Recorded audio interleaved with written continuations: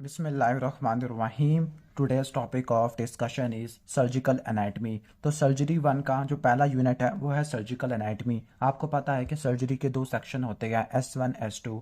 S1 general surgery है।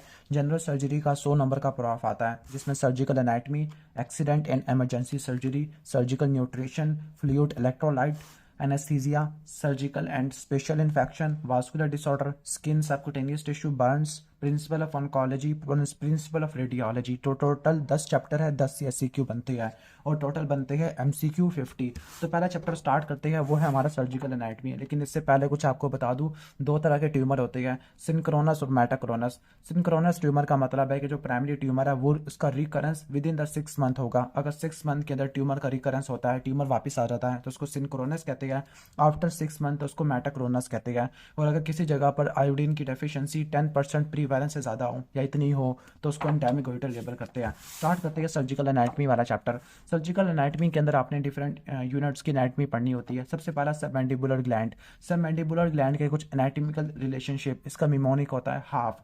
H से होता है हाइपोग्लोसल नर्व, A से होता है एंटीरियर फेशियल वेन, L से होगा लिंगुअल नर्व, F से फेशियल आर्टरी। और आप मैंडिबुलर ग्लैंड से रट्टा मार सकते हो, marginal mandibular branch of facial nerve. तो हाफ M कौन कौन सा होगा? Hypoglossal, anterior facial vein, lingual nerve and facial artery. Okay, जबकि marginal mandibular branch of facial nerve.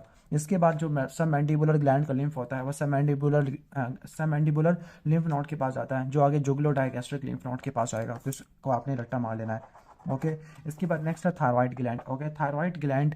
Okay, अब ये बहुत ज़्यादा सवाल आता है कि आपने थायराइडेक्टमी करनी है, तो थायराइडेक्टमी के लिए आपने किन किन स्ट्रक्चर को क्रॉस करना होगा बिफोर रीचिंग थायराइड ग्लैंड। तो सबसे पहले आपने रट्टा मारना है, स्किन, सुपरफिशियल फेशिया, फिर मसल आ जाते हैं। पहला स्किन, फिर सबक्यूटेनियस टिश्यू, ठीक हो गया। ओके, फिर आप आ जाते हो प्लेटिज्मा के अंदर आ जाते हो, जो कि आपका मसल होता है, ठीक हो गया, फेशिया के अंदर पड़ा हुआ होता है। फिर आपका डीप फेशिया आ जाता है, investing layer of deep cervical fascia. फिर आप जो होता है इसका कवर करने वाला होता है फेशिया, उसको बोलते हैं pre tracheal layer of deep cervical fascia. उसके बाद स्ट्रैप मसल आ जाते हैं। अगर आपको स्ट्रैप मसल नहीं रखते तो उसका मिमोनिक है टॉस। टी से होगा थायरोहायोइड, ओ से ओमोहायोइड।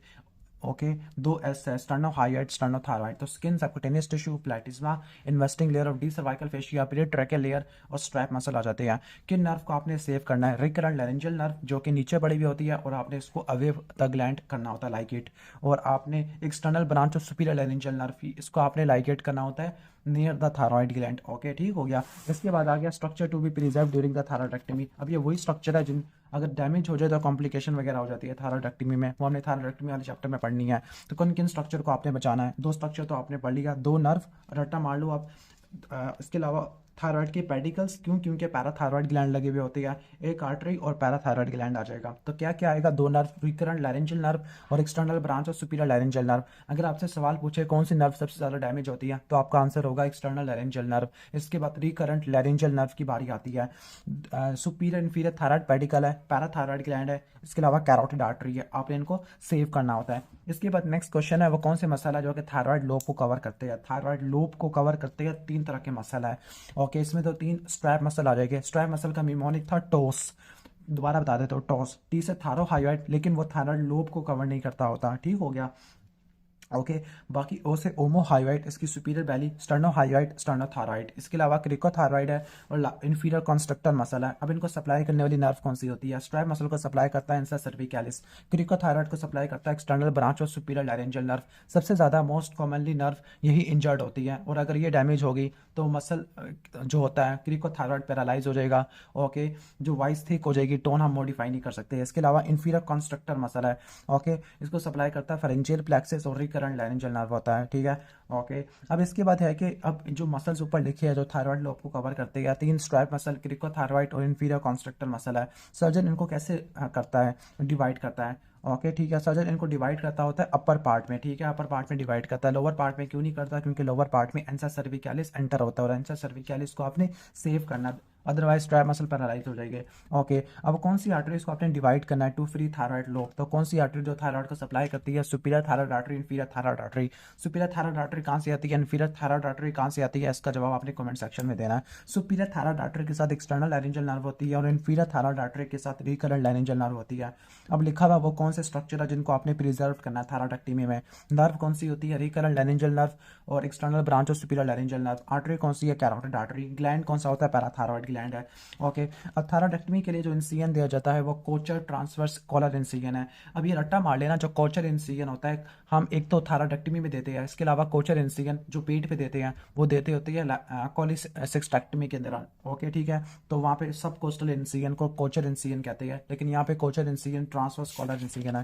ठीक हो गया। ओके, अब इसके बाद एनाटॉमी का लेवल लिखा हुआ है कि जो इंसिजन किस जगह पे देते हैं। इंसिजन हम इसको रट्टा मार लो कि रिक्वायर्ड कार्टिलेज से 1 सेंटीमीटर नीचे या फिर स्टर्नल नोच से 2 सेंटीमीटर अबव। ओके, तो एस से सेकंड और एस से स्टर्नल 2 सेंटीमीटर अबव या क्रिकोथायरॉइड से 1 सेंटीमीटर नीचे, तो इससे पैरेलल या इसके ऊपर इंसिजन दिया जाता होता है। अब इसके बाद आपने प्रिकॉशंस क्या करनी है न्यूरोलॉजिकल डैमेज को अवॉइड करने के लिए। ओके, अब ये रट्टा मार लेना, जो सबसे पहले आपने ये रहा है कि जो डाइसेक्शन प्लेन है आपने उसको थायराइड से काफ़ी ज़्यादा क्लोज रखना होता है। ठीक है, अच्छा ये रट्टा मार लेना, जो सुपीरियर जो पोल की जो वेसल है लाइक सुपीरियर थायराइड वेसल है उनको आपने पहले आइडेंटिफाई करना है। सबसे पहला कीवर्ड आइडेंटिफाई करोगे। दूसरा आप क्या करोगे? स्केलेटिनाइज करोगे।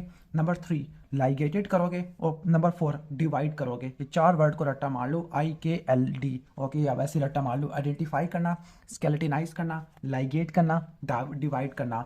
किस जगह पे करेंगे? ओके, अब जो सुपीरियर वाली है उसको आपने थायराइड ग्लैंड के करीब रखना है, यानी आप नीचे करोगे थायराइड ग्लैंड के नज़दीक। ठीक हो गया, ताकि आप एक्सटर्नल ब्रांच और सुपीरियर लैरिंजियल नर्व को डैमेज ना करो। जबकि इन्फीरियर थायराइड वेसल को आइडेंटिफाई करोगे, ओके, स्केलेटिनाइज करोगे, लाइगेट करोगे, डिवाइड करोगे close to the surface of the gland, यानी ग्लैंड की सर्फेस के नज़दीक। जितना आप थायराइड ग्लैंड के क्लोज रहोगे उतना नर्व की डैमेज होने के चांसेस कम होते हैं। ओके, क्यों करोगे? ताकि रिकरेंट लाइनेजल नर्व को नुकसान ना पहुंचे। इसके बाद है लिम्फेटिक ड्रेनेज ऑफ ब्रेस्ट। अब ब्रेस्ट के अंदर आपने रट्टा मार लेना, 3 तरह के प्लेक्सेस होते हैं। एक होता है सिरकुम एरियोलर प्लेक्सेस, सिरकुम एरियोलर प्लेक्सेस, दूसरा पेरीलोब्यूलर प्लेक्सेस और तीसरा इंटरलोब्यूलर प्लेक्सेस। ओके, 3 तरह के होते हैं प्लेक्सेस। कौन कौन से? सिरकुम एरियोलर, एरियोला को सराउंड करने वाले, फिर लोब्यूल को सराउंड करने वाले और लोब्यूल के अंदर वाले इंटरलोब्यूलर प्लेक्सेस। वहां से जहाँ लिम्फ जाता है सब एरियोलर प्लेक्सेस से। अब सब एरियोलर प्लेक्सेस के बाद इसकी डायरेक्शन चेंज हो जाती है। अगर लैटरल क्वाड्रेंट है, अपर आउटर क्वाड्रेंट में सबसे मैक्सिमम ब्रेस्ट टिश्यू होता है। ओके, तो जो अपर आउटर क्वाड्रेंट है इसमें जो 75% से ज़्यादा जो होता है वो एक्सिलरी लिम्फ नोड पे जाता है। फिर एक्सिलरी लिम्फ नोड से होता हुआ क्लेविकुलर लिम्फ नोड, जो कि 2 तरह के होते हैं, इंफ्रा क्लेविकुलर, सुप्रा क्लेविकुलर। और फिर वहां से हो जाता है सबक्लीवियन लिम्फेटिक ट्रंक में, जो कि राइट या लेफ्ट सबक्लीवियन लिम्फेटिक ट्रंक होता है। जो कि बाकी जो 25% होता है वो इंटरपेक्टोरल, यानी 2 पेक्टोरल वाले में चला जाता है। इंटरपेक्टोरल या डेल्टो पेक्टोरल लिम्फ नोड में चला जाता है। जो मीडियल क्वाड्रेंट है, मीडियल साइड पर स्टर्नम है, तो पैरास्टर्नल लिम्फ नोड और वहां से वो ब्रोंकोमीडियस लिम्फेटिक ट्रंक में चला जाएगा। इन्फीरियर क्वाड्रेंट नीचे, यानी थोरैक्स के नीचे क्या पड़ा हुआ है? एब्डोमेन पड़ा हुआ है, तो वहां पर इन्फीरियर फेरेनिक लिम्फ नोड में चला जाएगा। What are suspensory ligament? Suspensory ligament होता है क्या है? ओके, ये क्या होती है? ये कोनिकल प्रोजेक्शन होती है फाइब्रस टिश्यू की। ओके, अब ये कोनिकल प्रोजेक्शन होती है ना, ये ब्रेस्ट को जोड़ते हैं किससे?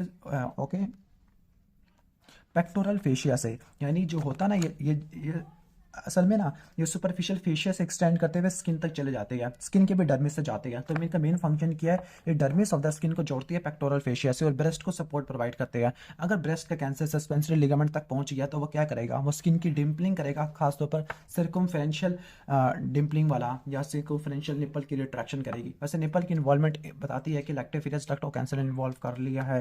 तो जो सस्पेंसरी लिगामेंट ऑफ कूपर होते हैं ये हॉलो कोनिकल प्रोजेक्शन होती है फाइब्रस टिश्यू का, जो कि ब्रेस्ट टिश्यू में होती है। पेक्टोरल फेशिया को डर्मिस से जोड़ देते हैं। इनकी एपेक्स से जुड़ी होती है, कोनिकल है तो इनकी एपेक्स से जुड़ी होती है सुपरफिशियल फेशिया और स्किन से, और बेस कहाँ जुड़ी होती है? पेक्टोरल फेशिया से, और ब्रेस्ट को सपोर्ट प्रोवाइड करते हैं। इसके बाद है मॉडिफाइड रेडिकल मास्टेक्टमी, जिसको पैटीज मास्टेक्टमी कहते हैं। अब इसके अंदर जो मसल जिसको हम लिफ्ट करते हैं वो है पेक्ट मेजर होता है। अच्छा, मास्टेक्टमी वैसे 3 टाइप की होती है, एक सिंपल मास्टेक्टमी, मॉडिफाइड रेडिकल मास्टेक्टमी, वैसे मैं इसको वहाँ पे एक्सप्लेन करूँगा ब्रेस्ट वाले चैप्टर में। बल्कि ब्रेस्ट वाले चैप्टर में एक्सप्लेन करूंगा। ओके, तो कहते हैं कि जिस मसल को आपने लिफ्ट करना होता है MRM, जिसको पैटीज मास्टेक्टमी कहते हैं, वो है pectoralis major. The pectoralis major ने 3 काम करने हैं। फैम, आर्म पे काम करना है इसने, फैम फ्लेक्शन, एडक्शन और मीडियल रोटेशन करवानी होती है। ओके, ठीक हो गया। इसके अलावा वो कौन सा मसल है, कौन सा स्ट्रक्चर है जिसको सर्जन ने डिवाइड करना होता है, ठीक हो गया। ओके, जिसके नीचे लिम्फ नोड पड़े होते हैं, तो भाई पेक्ट माइनर। क्यों पेक्ट माइनर से अगर जो मीडियली पड़ा होगा तो वो लेवल 1 अंदर नीचे पड़ेगा, लेवल 2 से लैटरली पड़ेगा लेवल 3। तो इस हिसाब से आपने देखने होते हैं, लिम्फ नोड के स्टेटस देखना होता है। तो लिम्फ नोड को देखने के लिए पेक्टोरलिस माइनर आपको चाहिए मसल। ओके, अब कौन से स्ट्रक्चर जिनको आपने प्रिजर्व करना है एक्सिला में वर्क करने के लिए, तो वो होते हैं ALT, axillary vein, long thoracic nerve और थैलेकोडोर्सल नर्व। अब मैं एक्सप्लेन करूंगा ब्रेस्ट वाले चैप्टर में जाके कि अगर ये डैमेज होती है तो फिर इनकी वजह से क्या कॉम्प्लिकेशन होगी, वो ब्रेस्ट वाले चैप्टर में एक्सप्लेन करूंगा। अब lymphatic drainage of upper outer quadrant of breast है, तो क्या होगा, वंस अगेन जो 75% से ज़्यादा लिम्फ नोड होता है एक्सिलरी से क्लेविकुलर, इंफ्रा क्लेविकुलर, सुप्रा क्लेविकुलर और वहाँ से सब क्लेवियन लिम्फेटिक ट्रंक है। जो 25% का होता है वो पेक्टोरल का होता है, इंटरपेक्टोरल, डेल्टोपेक्टोरल यहाँ चला जाता होता है। What is sentinel lymph node? पहला लिम्फ नोड जो कि ट्यूमर बेरिंग एरिया को ड्रेन करता है उसको सेंटिनल लिम्फ नोड कहते हैं। अब यहाँ पे surgical anatomy of anterior abdomen है। अब एब्डोमेन के 9 रीजन होते हैं, 4 क्वाड्रेंट होते हैं। 9 रीजन में डिवाइड करने के लिए आपको 2 तरह की लाइंस चाहिए होती है, वर्टिकल लाइन चाहिए होती है और हॉरिजॉन्टल लाइन चाहिए होती है। Vertical line right and left mid clavicular line से पास करती है। जो हॉरिजॉन्टल लाइन होती है, एक हॉरिजॉन्टल लाइन ट्रांसपाइलोरिक प्लेन से पास करती है और एक horizontal line intertubercular plane से पास करती होती है। ओके, तो ये आपने देख लेने हैं, 9 रीजन बन जाते हैं एब्डोमेन के। एक साइन होता है वो है Fothergill's sign. Fothergill's sign intra abdominal mass को सेपरेट करने के लिए एब्डोमिनल वाल के एब्डोमेन की दीवार के अंदर मैस पड़ा हुआ है या एब्डोमेन के अंदर पड़ा हुआ है, कैसे करोगे? अब रेक्टस एब्डोमिनस मसल को कॉन्ट्रैक्ट करवाओगे। अगर आपको मैस फील होता है जब मसल कॉन्ट्रैक्ट कर रहा था तो उसका मतलब मैस वाल के अंदर था। अगर आपको मैस नहीं फील हो रहा इसका मतलब है कि वो इंट्रा एब्डोमिनल मैस था। इसके बाद आर्टरी सप्लाइंग द स्टोमक है। अब स्टोमक के अंदर रट्टा मार लो, स्टोमक के 3 पार्ट हो जाते हैं, फंडस है, greater curvature, lesser curvature. Fundus को सप्लाई करती है शॉर्ट गैस्ट्रिक आर्टरी जो कि स्प्लीनिक आर्टरी की ब्रांचेस होती है। एक आपको मैं हाइपोथेटिकल डायग्राम एक्सप्लेन कर देता हूँ। स्टोमक आपका फोरगेट के अंदर आता है और फोरगेट को सप्लाई करने वाली सिलिक ट्रंक होता है। अब सिलिक ट्रंक से मेनली 3 ब्रांचेस निकलती है, लेफ्ट गैस्ट्रिक आर्टरी होता है, कॉमन हिपैटिक आर्टरी और इसके अलावा स्प्लीनिक आर्टरी होती है, ठीक हो गया। अब जो होता है हमारा क्या कहते हैं कॉमन हिपैटिक आर्टरी, जब वो गैस्ट्रोडुडिनल आर्टरी दे जाती है तो उसका नाम चेंज हो जाता है, उसको बोलते हैं हिपैटिक आर्टरी प्रॉपर। फिर हिपैटिक आर्टरी प्रॉपर से निकलती है राइट गैस्ट्रिक आर्टरी, ठीक हो गया। बाकी बुक से कुछ और कह रही है, चलो उसको भी देख लेते हैं। अच्छा, जो फंडस ऑफ स्टोमक है उसको सप्लाई करता है शॉर्ट गैस्ट्रिक आर्टरी। अब इसकी सिग्निफिकेंस क्या है, क्योंकि जब हम इस एरिया को रिमूव कर रहे होते हैं, रिसेक्ट कर रहे होते हैं, तो आपने इसकी लाइगेशन करनी है आर्टरी की। तो जो शॉर्ट गैस्ट्रिक आर्टरी है स्प्लेनिक आर्टरी से आती है। ओके, इसके अलावा ग्रेटर कर्वेचर पे 2 आर्टरीज होती हैं, right and left gastro epiploic artery. जो लेफ्ट गैस्ट्रो एपिप्लॉइक आर्टरी होती है वो स्प्लेनिक आर्टरी से आती है, जो राइट वाली होती है वो गैस्ट्रोडुडिनल आर्टरी से आती है। लेजर कर्वेचर पर right and left gastric artery होती है। Right gastric artery common hepatic artery से आती है, लेफ्ट वाली आपके सिलिक ट्रंक से डायरेक्टली आ जाती है। अब मैंने यहाँ पे लिखा हुआ है जो लेफ्ट गैस्ट्रिक आर्टरी होती है ये इरोड हो जाती है by ulcer of lesser curvature, जबकि जो right gastro epiploic artery specifically gastroduodenal artery होती है, ये डुडिनल अल्सर में क्या हो जाती है, इरोड हो जाती है। यानी अगर डुडिनल अल्सर में जो ब्लीडिंग होती है पोस्टीरियर वाल की ज़्यादा होती है, ओके, और इसी वजह से होती है मेनली, ठीक हो गया। ओके, जबकि जो स्प्लीनिक आर्टरी है ये कब इरोड होती है, ये पोस्टीरियर वाल ऑफ स्टोमक की वजह से होती है, ओके, उसकी इरोजन की वजह से होती है इनटू द लेजर सैक। इसके बाद पोस्टीरियर रिलेशन ऑफ स्टोमक, तो स्टोमक के पीछे क्या पड़ा होता है, स्टोमक के पीछे डायफ्राम पड़ा होता है, लेफ्ट किडनी पड़ा होता है, स्प्लीनिक आर्टरी और ये स्प्लीन पड़ी होती है लेफ्ट साइड के ऊपर, ठीक हो गया। तो ये मेनली आपने देख लेना है। अब सब टोटल गैस्ट्रेक्टमी कर रहे हैं तो आपने किन किन आर्टरी को लाइगेट करना, वही ऊपर वाली artery, right and left gastric artery, right and left gastro epiploic artery. इसके बाद ग्रुप ऑफ लिम्फ नोड जिसको आपने ऑब्जर्व करना होता है, तो 4 एरिया को रट्टा मार लेना, ठीक है। ओके, एरिया 1 होता है लेफ्ट गैस्ट्रिक नोड और एरिया 4 होता है राइट गैस्ट्रिक नोड, ओके, ठीक हो गया। तो एरिया 1 और 4 एक 4 को रट्टा मार लो, left and right gastric node आ जाएगा। फिर एरिया 2 एरिया 3 आ जाता है। एरिया 2 रट्टा मार लो, ये राइट साइड पे होता है, जबकि एरिया 3 लेफ्ट साइड पे होता है। राइट साइड पे आपका गैस्ट्रो एपिप्लॉइक लिम्फ नोड और लेफ्ट साइड पे आपके पैनक्रियाटो स्प्लेनिक लिम्फ नोड, तो इसको रट्टा मार लो आप बैठ के। अब वही ब्लड वेसल जिनको आपने लाइगेट करना होता है वो आपको ऑलरेडी एक्सप्लेन कर चुका हूँ। इसके बाद है कैलो ट्रायंगल। जो कैलो ट्रायंगल होता है, कैलो ट्रायंगल की बाउंड्री क्या होती है, सुपीरियरली क्या होता है, इंफीरियर सरफेस ऑफ लीवर होता है, ओके। इसके बाद मीडियली क्या होता है, मीडियली आपका कॉमन हिपैटिक डक्ट होता है, ओके। मीडियली कौन होता है, सॉरी, ये मीडियली है कॉमन हिपैटिक डक्ट, और लैटरली कौन सा होता है, सिस्टिक डक्ट। तो इनके दरमियान में जो ट्रायंगल होता है उसको कैलर ट्रायंगल कहते हैं। इसमें 3 चीज़ें होती है, नंबर 1 सिस्टिक आर्टरी होता है, नंबर 2 राइट हिपैटिक आर्टरी होता है, okay, number 3 cyst cystic lymph node of होते हैं, सिस्टिक लिम्फ नोड। ओके, तो तीन चीज़ें रटा मार लेनी है इसके content, cystic artery, right hepatic artery और सिस्टिक लिम्फ नोड होते हैं। और इसकी बाउंड्री क्या होती है? मीडियली आपको कॉमन हेपेटिक डक्ट देखने को मिलता है, लैटरली सिस्टिक डक्ट, और आपको ऊपर क्या देखने को मिलता है? इन्फीरियर सरफेस ऑफ लीवर आ जाता है।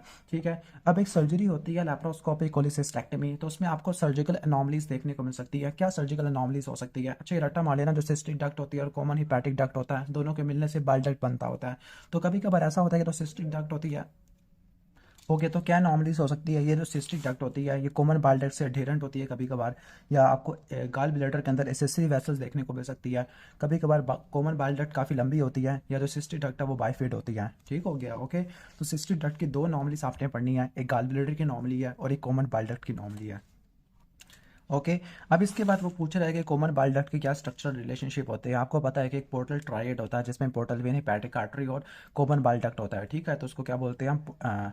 ओके, तो पोर्टल ट्रायड, वैसे पोर्टल ट्रायड में यही तीन चीज़ें होती है, आपने कमेंट सेक्शन में बताना है। इसके अलावा कुछ और जो इंपॉर्टेंट चीज़ है जिनका रिलेशनशिप होता है वो head of pancreas, inferior vena cava, gastroduodenal artery आ जाती है। अब इसके बाद है कि जो लेप्रोस्कोपी कोलिसिस्टेक्टमी करते हैं। ओके, इसमें कैलो ट्रायंगल की क्या सिग्निफिकेंस है? कैलो ट्रायंगल एक इंपॉर्टेंट सर्जिकल लैंडमार्क है, बिकॉज इसी ट्रायंगल के अंदर आपको सिस्टिक आर्टरी मिलेगी। ओके, ठीक हो गया, और सर्जन इसको आप आइडेंटिफाई कर लेगा कैलो ट्रायंगल के अंदर, बिकॉज अगर वो आइडेंटिफाई ना कर सका तो वो एक्स्ट्रा हिपैटिक बिलियरी सिस्टम को डैमेज कर देगा।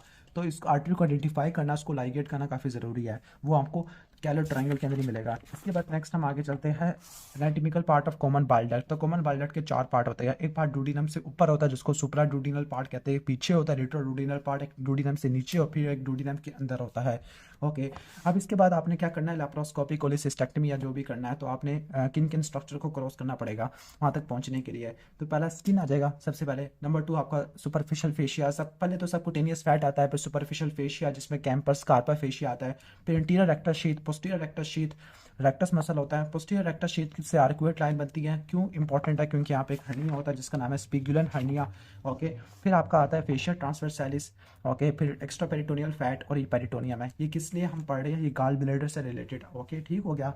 ओके, अगर मिड लाइन इंसियन देंगे तो मिड लाइन इंसियन के अंदर आपको ये चीज़ें देखने को नहीं मिलेगी, बल्कि वहाँ पे लीनिया अल्बा आ जाता होता है। अब main contact of scalar triangle है, तो right hepatic artery, cystic artery और इसके अलावा लिम्फ नोड भी आपको देखने को मिलती है।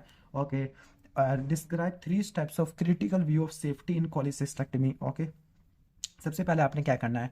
हेपेटोसिस्टिक ट्रायंगल है, उसमें से आपने फाइब्रोफैटी टिश्यू को निकालना है। नंबर टू, जो सिस्टिक प्लेट है उसका लोअर पार्ट को आपने एक्सपोज करना है। ओके, और फिर आपको सिर्फ दो ही स्ट्रक्चर नजर आए जो गाल ब्लैडर के अंदर एंटर हो रहे हैं, सिस्टिक डक्ट और सिस्टिक आर्टरी, बाकी कुछ भी नजर आए। फाइब्रोफैटी टिश्यू को निकाला, सिस्टिक प्लेट को एक्सपोज कर दिया, दो स्ट्रक्चर आपको मिल गए। इसके बाद है स्प्लीन वाला चैप्टर। अब स्प्लीन में, अच्छा यहाँ पे रट्टा मार लेना, अच्छा स्प्लीन की वजह से स्प्लेनिक फ्रैक्चर बनता होता है। ये मोस्ट कॉमन साइट है बोवल इस्कीमिया की, क्योंकि यहाँ पे वाटर शेड एरिया होता है। ओके, अब स्प्लीनेक्टमी परफॉर्म करनी है। स्प्लीनेक्टमी क्यों करते हैं? इंडिकेशन क्या होती है? मोस्ट कॉमन तो आपको पता है, क्रॉनिक आईटीपी होता है। ठीक हो गया? ओके, वैसे हम पढ़ेंगे इसके बाद। तो इंसियन स्प्लीनेक्टमी के अंदर मिड लाइन इंसियन है, जिस केस में आपको लीनियर अल्बा का सहारा मिलेगा। लेफ्ट सबपोस्टल इंसियन है, उसमें आपको वही टिश्यू जो ऊपर एक्सप्लेन कर चुका हूँ। अपर एब्डोमिनल ट्रांसवर्स इंसियन है, इसके अलावा लॉन्ग ओब्लिक इंसियन है in case of joint splenomegaly, क्योंकि ये जाती होती है राइट इलिक फोसा के अंदर। अब स्प्लीनिक पेडिकल क्या होते हैं? स्प्लीनिक पेडिकल ब्लड वेसल और एसोसिएटेड स्ट्रक्चर होते हैं। ये वो स्ट्रक्चर होते हैं जो स्प्लीन को उसके हाइलम से जोड़ते हैं, किसके साथ? सर्कुलेटरी सिस्टम के अंदर। तो वो ब्लड वेसल और एसोसिएटेड स्ट्रक्चर क्या है? ब्लड वेसल में स्प्लीनिक आर्टरी है, स्प्लीनिक वेन है, गैस्ट्रोस्प्लीनिक और लीनो रीनल लिगामेंट है जो स्प्लीन के हाइलम को सर्कुलेटरी सिस्टम से जोड़ती है। अब स्प्लीनिक पेडिकल तक आपने पहुंचना है, वही स्ट्रक्चर है, वही सब चीज़ है जो आपको मैंने ऊपर एक्सप्लेन किया रेक्टस वाला, बस यहाँ पे कुछ लिगामेंट आ जाते हैं पैराइटल पेरिटोनियम के बाद। लाइक आपका ग्रेटर पेरिटोनियम है, फिर इसके बाद गैस्ट्रोस्प्लीनिक लिगामेंट है, और फिर इसके बाद स्प्लीनो रीनल लिगामेंट है। इसके बाद है स्प्लीनेनकुली। स्प्लीनेनकुली सुपरन्यूमरी स्प्लीन, एसेसरी स्प्लीन या स्प्लीन्यूल को कहते हैं। ये एक स्मॉल स्प्लीन के नोड्यूल्स होते हैं जो स्प्लीन से तो अलग हो जाते हैं, और ये कंजेनिटल नोड्यूल्स होते हैं स्प्लीनिक टिश्यू के। ये बिनाइन होते हैं, सिम्प्टोमेटिक होते हैं। लेकिन अगर कुछ ऐसे डिजीज जिसमें क्या होता है, जिसमें स्प्लीनोमेगाली होती है, जिसमें आपने स्प्लीनेक्टमी करनी होती है, तो ये जो ग्रोथ होती है इनकी एसेसरी स्प्लीन की, तो ये डिजीज को रिलैप्स करवा देती है। तो आपने जो एसेसरी स्प्लीन है उसको प्री ऑपरेटिवली जरूर आइडेंटिफाई करना है, क्योंकि ये भी इनलार्ज हो जाती है, डिजीज को रिलैप्स करवा देती होती है। ओके, कुछ मैंने यहाँ पे कुछ पॉइंट्स ऐड किए, उसको भी पढ़ लेते हैं। ओके। आईटीपी में हम सप्लीनेक्टमी कब करते हैं? जब स्टीरॉयड की थेरेपी फेल हो जाती है, या 2 रिलैप्सेस आफ्टर स्टीरॉयड, या परसिस्टेंट आईटीपी है। अगर प्लेटलेट काउंट कम है, ओके, सर्जरी से पहले, तो पहले आपने प्लेटलेट को ट्रांसफ्यूज करना है। लेकिन जैसे ही आपने सप्लीनिक आर्टरी लाइगेट कर लिया है, तो आपने मजीद प्लेटलेट नहीं देने, क्योंकि रीबाउंड थ्रोम्बोसाइटोसिस हो रहा होता है। ओके। इसके बाद सप्लीनिक जो इन्फॉक्शन होता है उसकी काजेस क्या होते हैं? माइलोप्लास्टिक डिस्प्लेसिया, सिकल सेल एनीमिया, तो बहुत इंपॉर्टेंट है। ओके। आउटोसप्लीनेक्टमी हो जाती है, पोर्टल वेन थ्रोम्बोसिस है। अगर इन्फेक्शन या एब्सेस होता है तो आपने सर्जरी करनी है। सप्लीनिक आर्टरी का जो एनुरिज्म होता है प्रेग्नेंट फीमेल में होता है। ट्रीटमेंट आपने जब करना है जब ये 2 सेंटीमीटर से ज़्यादा हो, तो 2 ट्रीटमेंट होते हैं, एम्बोलाइजेशन और सप्लीनेक्टमी। ओके। तो सप्लीनेक्टमी में इंसिजन ऑलरेडी एक्सप्लेन कर चुका हूँ, मिड लाइन या लेफ्ट सबकोस्टल इंसिजन होता है। एक सिंड्रोम होता है प्रून वैली सिंड्रोम, इसमें क्रिप्टोकार्डिज्म होता है, सीएजी से रट्टा मार सकते हैं, एब्डोमिनल वाल डिफेक्ट और जेनिटो यूरिनरी डिफेक्ट होती है। अब हम आ जाते हैं अपेंडिक्स के अंदर।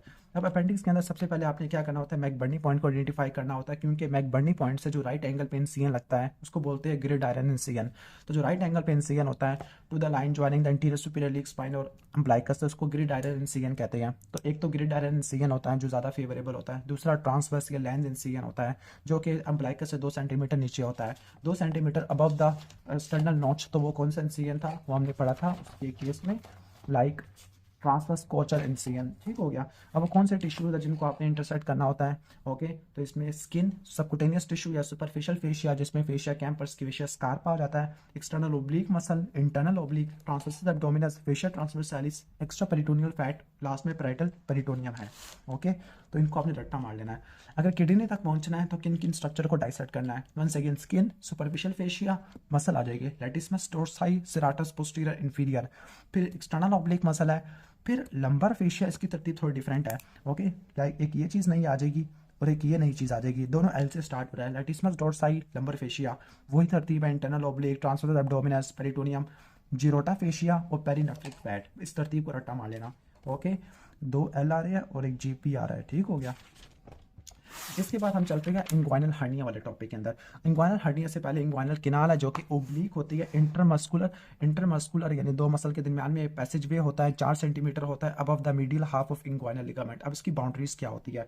ओके। अब एंटीरियरली, अच्छा रूफ वैसे देख लो आप, एंटीरियरली क्या होता है? एंटीरियरली होता है एक्सटर्नल ओब्लिक मसल के एपोन्यूरोसिस होता है जो कि स्ट्रेंथेंड होता है इंटरनल ओब्लिक से इन द लैटरल 1/3। ओके। इसके बाद जो पोस्टीरियरली है वो क्या होता है? पोस्टीरियरली जो सबसे वीकेस्ट वाला वो फेशियल ट्रांसवर्सालिस होता है जो कि मीडियल 2/3 में कॉन्जॉइंट टेंडन से सप्लीमेंटेड होता है। ओके। इसकी जो रूफ होती है, ओके, सॉरी फॉर इंटरप्शन। अच्छा, मैं आपको बता रहा था, जो इंटीरियर वाल होती है एक्सटर्नल ओब्लिक मसल की एपोन्यूरोसिस होती है, पोस्टीरियर वाल फेशियल ट्रांसवर्सालिस से होती है, रूफ इंटरनल ओब्लिक और ट्रांसवर्सल एब्डोमिनस के आर्किंग फाइबर से बनता है, फ्लोर इसका इंग्वाइनल लिगामेंट से बनता होता है। अब इसके बाद क्वेश्चन ये है कि डायरेक्ट और डायरेक्ट इंग्वाइनल हर्निया में क्या डिफरेंस होता है? हर्निया 2 टाइप का मेनली पढ़ना है, फीमोरल इंग्वाइनल। जो फीमोरल हर्निया होता है वो क्या होता है? इन्फीरियर लैटरल होता है प्यूबिक टुबरकल से, जबकि जो इंग्वाइनल हर्निया होता है वो क्या होता है आपका? सुप्रोमीडियल होता है प्यूबिक टुबरकल से। ओके, ठीक है। जो आपका जो होता है दूसरा हर्निया जो होता है, सिंपली जो इंग्वाइनल हर्निया होता है उसको मज़ीद 2 में डिवाइड करते हैं, इनडायरेक्ट हर्निया और direct hernia. Indirect hernia most common hernia, चाहे मेल है चाहे फीमेल है। इनडायरेक्ट में यहाँ पर जो लिखा है मोस्ट कॉमनली यंग में होता है, डायरेक्ट हर्निया एल्डरली में होता है। इनडायरेक्ट हर्निया में जो सैक होता है उसकी जो प्रोट्रूजन साइट है, एंटर होता है वो डीप इंग्वाइनल रिंग से यहाँ से, लेकिन जो होता है डायरेक्ट वाला वो पोस्टीरियर वाल से आता होता है, यानी आता होता है पोस्टीरियर वाल से, हैसलबैग ट्राइंगल से। अब हैसलबैग ट्राइंगल की बाउंड्री देख लो। ओके। लैटरली क्या होता है? लैटरली आपको इंफीरियर एपिगैस्ट्रिक वेसल देखने को मिलती है। मीडियली क्या होता है? रेक्टस एब्डोमिनस मसल होता है और इंफीरियरली इंग्वाइनल लिगामेंट होता है। तो ये हैसलबैग ट्राइंगल होता है, इसी में से डायरेक्ट हर्निया आता होता है। इसकी शेप पेयर शेप होती है इनडायरेक्ट की, जबकि डायरेक्ट की ग्लोबुलर शेप होती है। ये इनडायरेक्ट वाला स्क्रोटन तक पहुंच जाता है जबकि रेयरली स्क्रोटल होता है। इसकी डायरेक्शन चूंकि इंग्वाइनल किनाल में एंटर होता है तो ये वैसी होती है, लाइक ओब्लिक होती है, डाउनवर्ड फॉरवर्ड और मीडियली होती है। ओके। जबकि इसकी डायरेक्शन स्ट्रेट होती है, सिर्फ फॉरवर्ड होता है, डाउनवर्ड मीडियली नहीं होता। ये लैटरल होता है इंफीरियर एपिगैस्ट्रिक वेसल से, मीडियली होता है इंफीरियर एपिगैस्ट्रिक वेसल से। ओके। अब डीप इंग्वाइनल रिंग कहाँ पड़ी होती है? डीप इंग्वाइनल रिंग क्या होती है? फेशियल ट्रांसवर्सालिस के अंदर एक ओवल ओपनिंग होती है और ये 1.25 सेंटीमीटर या 1.25 इंच होती है above the mid inguinal point. Okay, ठीक हो गया। अब इसके बाद इंग्वाइनल किनाल की ये एनाटॉमी नजर आ जाएगी। तो इंग्वाइनल किनाल की कंटेंट क्या होती है मेल में? तो एक तो स्पर्मेटिक कोड पास करेगा, 2 नर्व होती है, इंग्वाइनल और जेनिटल ब्रांच और जेनिटोफीमोरल नर्व। इसके अलावा ब्लड और लिम्फेटिक वेसल भी पास करती है। अगर आपने सैक तक पहुंचना है, for example inguinal mesh hernioplasty करानी है, तो सबसे पहले skin, superficial fascia, external oblique muscle की एपोन्यूरोसिस है, फिर कॉर्ड की कवरिंग आ जाएगी, फिर कवरिंग ऑफ सैक आ जाएगा। ठीक हो गया। सैक की क्या कवरिंग है, तो इस तक आप पहुंच सकते हो। ओके। तो इसके बाद नेक्स्ट आ जाएगा, नेक्स्ट आ जाती है nerve at risk during surgery of hernia. तो वो इलियो इंग्वानल नर्व है, वो मैं एक्सप्लेन करूंगा कौन सी सर्जरी में कौन सी नर्व उड़ती है। ओके। अब मैंने यहाँ पे कुछ इंपॉर्टेंट पॉइंट लिखे हुए, डीप रिंग एफेशियल ट्रांसवर्सैलिस में होती है, superficial ring external oblique muscle aponeurosis में होती है, umbilical hernia conical in shape होता है, बच्चों में होता है, खुद ब खुद ठीक हो सकता है, अगर नहीं होता तो हर्नियोरेफी करेंगे। जो इनडायरेक्ट हर्निया होता है उसको मजीद 3 में डिवाइड करते हैं, अगर सैक इंग्वाइनल किनाल तक हो वो सिर्फ बिबोनोसील, अगर वो टॉप ऑफ स्क्रोटम तक हो फ्यूनिकुलर, अगर वो सैक्स बेस ऑफ स्क्रोटम तक पहुंच जाए तो कंप्लीट बोलते हैं। अब पेशेंट को पहले क्या करवाते हैं, कफ इम्पल्स स्टैंडिंग पोजीशन में कराते हैं। ओके, ठीक है। तो ओके, अगर आपको नेगेटिव मिले तो दो ही इमरजेंसी कंडीशन है, ऑब्स्ट्रक्टेड है या स्ट्रैंगुलेटेड है या इरिड्यूसिबल है, तो यही है ऑब्स्ट्रक्टेड या स्ट्रैंगुलेटेड है। और कौन से हर्निया स्ट्रैंगुलेटेड होती है, फीमोरल इंसिजनल और स्पीगलन हर्निया होते हैं, जो कि आर्कुएड लाइन आपको मैंने बताया था। डीडीज ऑफ फीमोरल हर्निया, तो inguinal hernia, saphenous varix, femoral lymph node, lipoma, femoral aneurysm, psoas abscess है। Treatment of femoral hernia, okay, femoral hernia third most common होता है, इन्फीरियर लैटरल होता है प्यूबिक टुबरकल से, ठीक हो गया। इनडायरेक्ट हर्निया और femoral hernia mostly right side पे ज़्यादा कॉमन होते हैं। ट्रीटमेंट ऑफ फीमोरल हर्निया, तो अगर ट्रांस इंग्वानल है, ओके, ट्रांस इंग्वानल अप्रोच को लुथीस्किन अप्रोच कहते हैं। ओके, एलएमएल से रट्टा मार सकते हैं।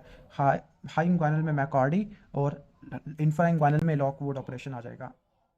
ओके, इसके बाद हम पढ़ लेते हैं फीमोरल हर्निया की बाउंड्री। आपने फर्स्ट ईयर में पढ़ा होगा फीमोरल ट्रायंगल, और वहाँ पे पढ़ा होगा VAN। वेन सबसे मीडियली पड़ी होती है, फिर आर्टरी और नर्व सबसे ज़्यादा लैटरली पड़ी होती है, ठीक है। ओके, और हर्निया मोस्ट कॉमनली कहाँ होता है, फीमोरल किनाल में होता है, और फीमोरल किनाल वेन से भी मीडियली पड़ा होता है। ओके, यानी इसके लैटरली क्या पड़ा होगा, फीमोरल वेन, इसके medially sharp edge of lacunar ligament होगा, आगे इंग्वानल लिगामेंट, पीछे पेक्टन प्यूबिस होता है, ठीक हो गया। ओके, इंग्वानल लिगामेंट से नीचे जो किनाल होती है फीमोरल किनाल, ओके, वो सेफनस ओपनिंग से पोस्टीरियरली पड़ी होती है, ठीक हो गया। ओके, और ये पेक्टिनियस फेशियस एंटीरियरली पड़ी होती है। अब वो कौन सा स्ट्रक्चर है जो कि इम्पीड करेगा रिडक्शन ऑफ फीमोरल हर्निया, तो वह लूप ऑफ बॉविल है। और कौन सी वेसल डैमेज हो सकती है फीमोरल हर्निया में, तो वो फीमोरल वेन होती है। अब यहाँ पे फीमोरल वेन की बाउंड्री बतानी है। अब फीमोरल वेन के मीडियली क्या पड़ा हुआ, फीमोरल किनार पड़ी है, यानी वहाँ पे लेक्विनल लिगामेंट होगा शार्प एज, ठीक है। और इसके लैटरली क्या होगा, फीमोरल आर्टरी होगा, आगे वही इंटीरियर लिगामेंट होगा, इंग्वाइनल लिगामेंट, और पीछे इलियोपेक्टिनियल लिगामेंट आ जाएगा। इसके बाद है कि एक पेशेंट है, उसकी क्या हुई है, एक छोटा 4 साल का बच्चा है जिसमें राइट टेस्टिस मिसिंग है, ग्राउंड में भी पाल्पेबल नहीं है। तो सर्जिकल आउटकम के बारे में आपने कैसे काउंसल करना है कि क्या कॉम्प्लिकेशन हो सकती है, तो उसको रट्टा मारना मीठा से मीठा, मलिग्नेंसी है, इनफर्टिलिटी, टेस्टिकुलर टॉर्शन, हर्निया और एट्रोफी हो सकती है। कौन सी क्या इन्वेस्टिगेशन करानी है आपने, क्या करवाना है इसमें, ऑर्कियोपेक्सी ऑर्किडोप्लास्टी, पता नहीं क्या करवा रही है, वो हम पढ़ेंगे, ठीक है। इंडिकेशन अल्ट्रासाउंड और लैप्रोस्कोपी वगैरह करवाते हैं, सॉरी ये लिखी हुई है, ऑर्किडोपेक्सी वगैरह करते हैं। पैक्सी रिपेयर को बोलते हैं। सबसे पहले हाई ट्रांसफर स्क्रोटल इंसिजन देके बैठ के डार्टोस पाउच को क्रिएट करेंगे, फिर इंसिजन को डीप करेंगे कि हम स्क्रोटम के लेयर को इंसाइज करते हुए टेस्टिस तक पहुंच जाएंगे। फिर जो टेस्टिस की गुबर्निकुलर अटैचमेंट है, ओके, इसको रिलीज़ कर देंगे ताकि हम टेस्टिस को ढूंढ सके क्रीमास्टिक फाइबर के अंदर, ठीक है। फिर हम क्रीमास्टिक फाइबर को सेपरेट कर लेंगे, क्रेनियल सैक को मोबिलाइज करेंगे, लाइगेशन करेंगे, टेस्टिस को डार्टोस पाउच में डालेंगे। ओके, पहले हमने डार्टोस पाउच को क्रिएट किया, फिर हमने टेस्टिस डाल दिया, फिर पाउच को फिक्स किया स्क्रोटल सैक में, और फिर आपने स्क्रोटल स्किन को क्लोज कर दिया, ठीक है। ओके, यानी उसके जो टेस्टिस थे ना वो ग्रोइन में पाल्पेबल में भी नहीं थे, एब्डोमेन के अंदर थे, तो ऑर्किडोपेक्सी वगैरह कर रहे थे, ठीक है। तो क्या क्या स्टेप है, हाई ट्रांसफर स्क्रोटल इंसिजन दिया, डार्टोस पाउच क्रिएट किया ताकि टेस्टिस डाले। सबसे पहले हम स्क्रोटम को क्रॉस करते हुए टेस्टिस वाले की तरफ आगे, ठीक है। गुबर्निकुलर अटैचमेंट जो कि टेस्टिस की अटैचमेंट होती है उसको हमने रिमूव किया, विद इन द क्रीमास्टिक फाइबर है। ओके, फिर आपने क्रीमास्टिक फाइबर को सेपरेट किया, क्रेनियल सैक को आपने मोबिलाइज किया, ओके, हाई लाइगेशन किया, टेस्टिस को डार्टोस पाउच में डाला, फिर आपने फिक्स किया पाउच को और फिर स्क्रोटल स्किन को क्लोज कर दिया। अब क्वेश्चन की तरफ आ जाते हैं।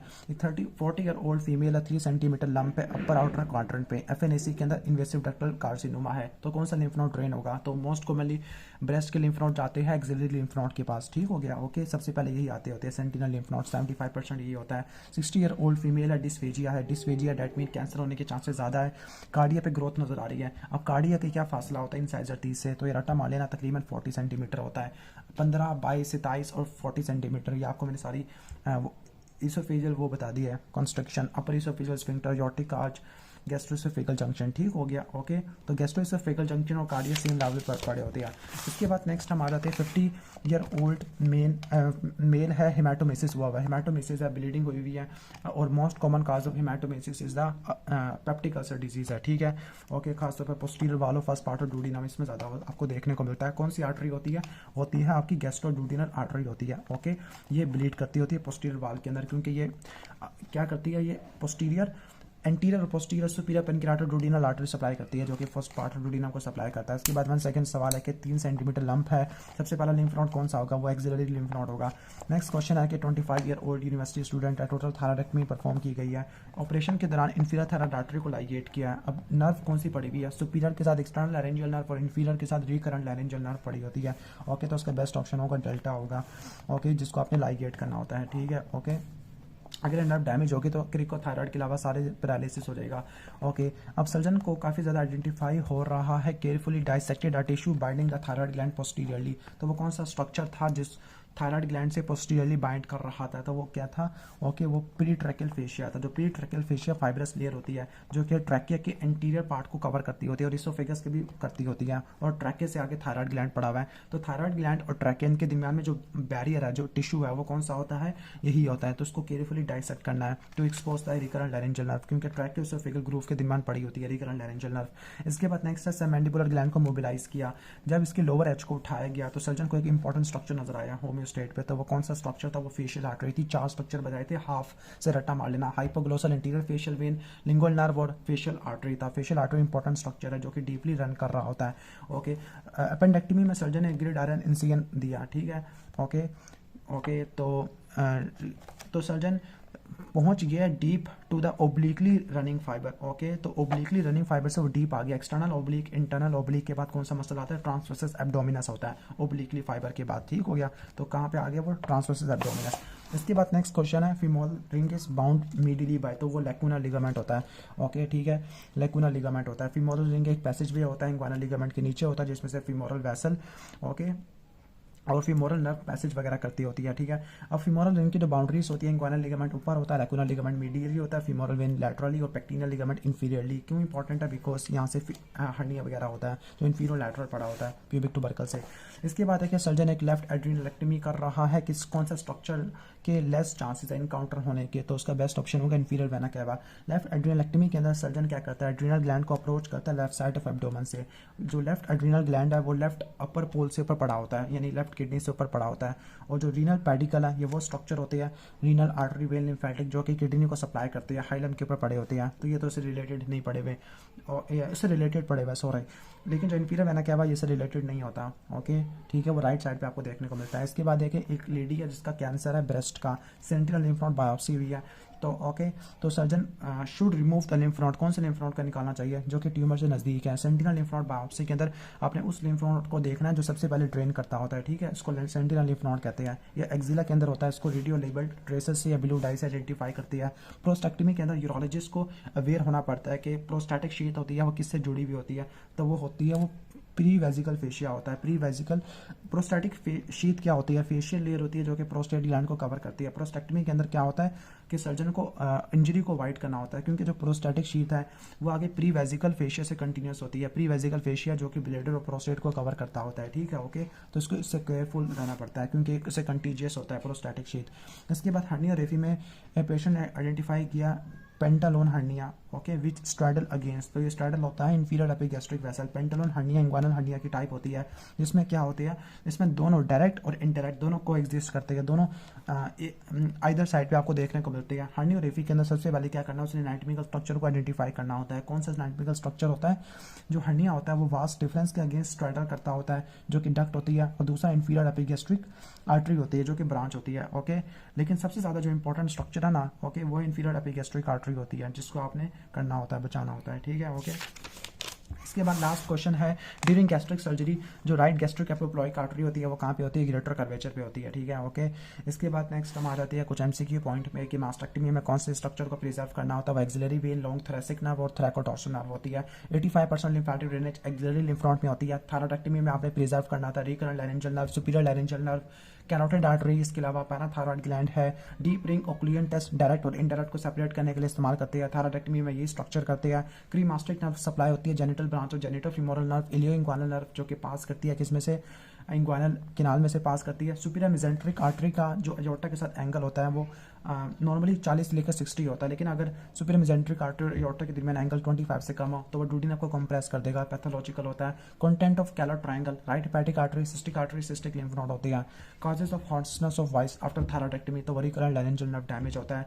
डायरेक्ट इंग्वानल हंडियल मैश होता है, वो कंजॉइंट टेंडन और इंग्वानल लिगामेंट CI के दरमियान में पास किया जाता है। थायरॉयडेक्टमी में यह स्ट्रक्चर पास करना होता है। मोस्ट लाइकली लिम्फ नोड जो कि ब्रेस्ट कैंसर में इन्वॉल्व होते हैं वो एक्सिलरी लिम्फ नोड होते हैं।